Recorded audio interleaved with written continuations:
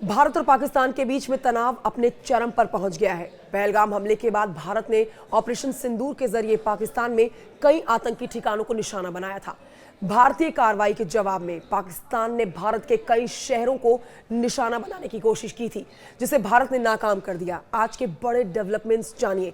सबसे पहले आपको बता रहे हैं कि पाकिस्तानी सेना के रिटायर्ड अधिकारी बता रहे हैं कि इंडिया की 16 लाख की सेना के आगे हमारे मात्र 6 लाख सैनिक ज्यादा दिन टिक नहीं पाएंगे। ये बहुत अहम जानकारी आप तक पहुंचा रहे हैं जो पाकिस्तान के अंदर से आई है।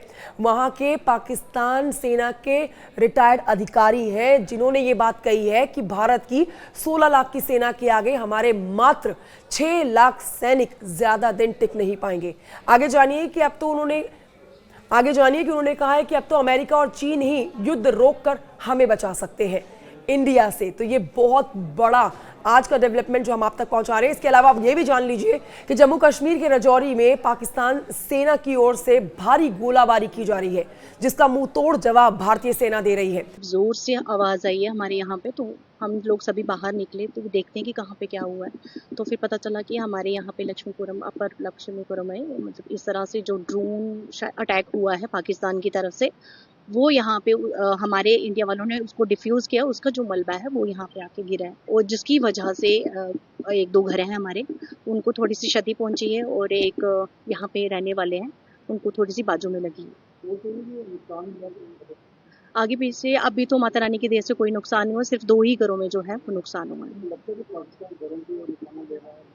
ऑब्वियसली ये तो सामने दिख रहा है कि हमारे यहाँ के जो रिहायशी इलाके हैं वहाँ पे ये लोग आम जनता को है वो जो इनको शिकार बना रहे हैं।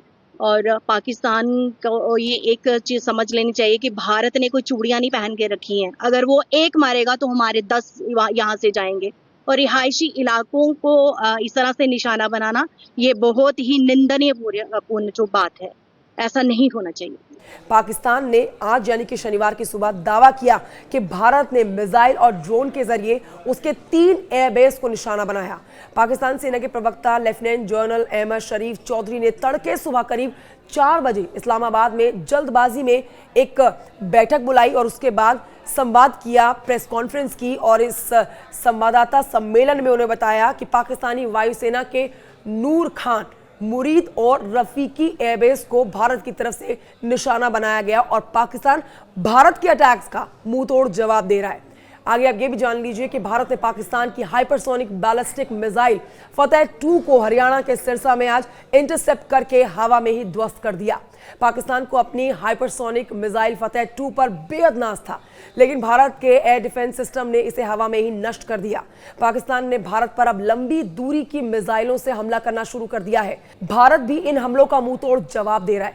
भारत की जवाबी कार्रवाई में पाकिस्तान के नूर खान एयरबेस पर हमले में C-130 को नुकसान हुआ है। तो ये आज के अब तक के बड़े डेवलपमेंट्स जो ये समझाते हैं कि पाकिस्तान घुटनों पर आने को तैयार नहीं है, बैकफुट पर आने को तैयार नहीं है। हालांकि पाकिस्तान बर्बादी की ओर बढ़ चुका है।